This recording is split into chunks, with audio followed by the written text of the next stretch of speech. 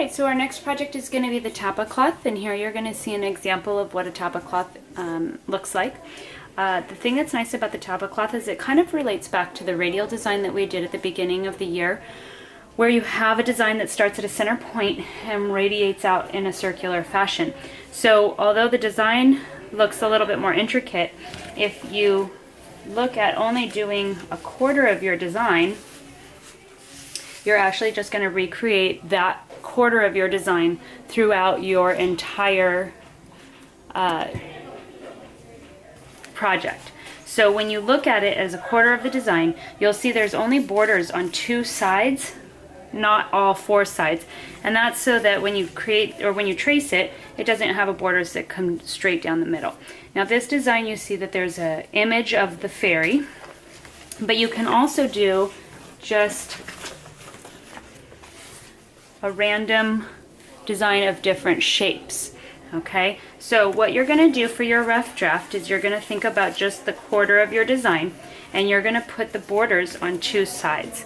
So you're going to start with your piece of paper, and you're going to measure down 1 inch, make a mark, come across and measure down from the top of your paper 1 inch again, and then you're going to line up those 2 marks and draw in your first border line.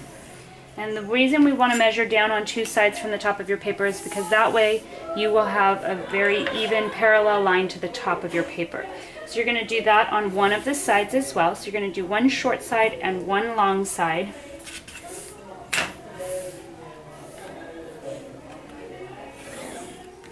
For your first border, you can come back and erase this line.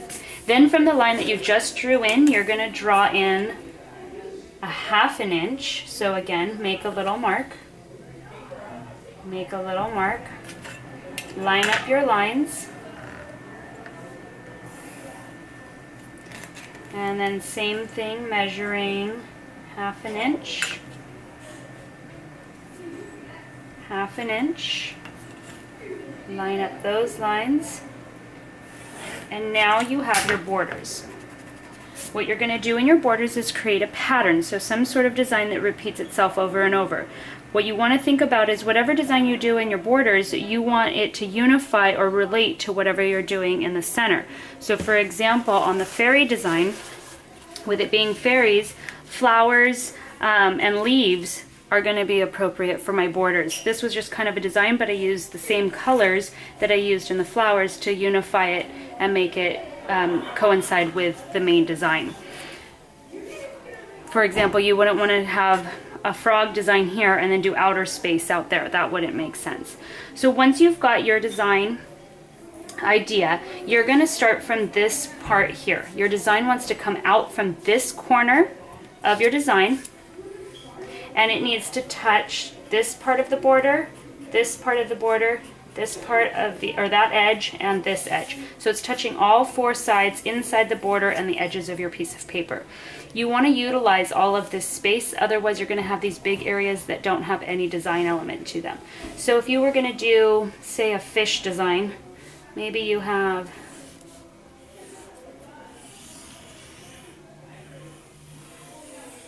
and then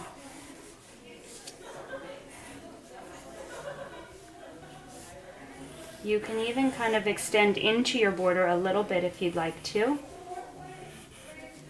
Maybe I have some bubbles that kind of come up to help touch there. Maybe I have some seaweed to kind of fill in this area, and maybe a starfish idea here.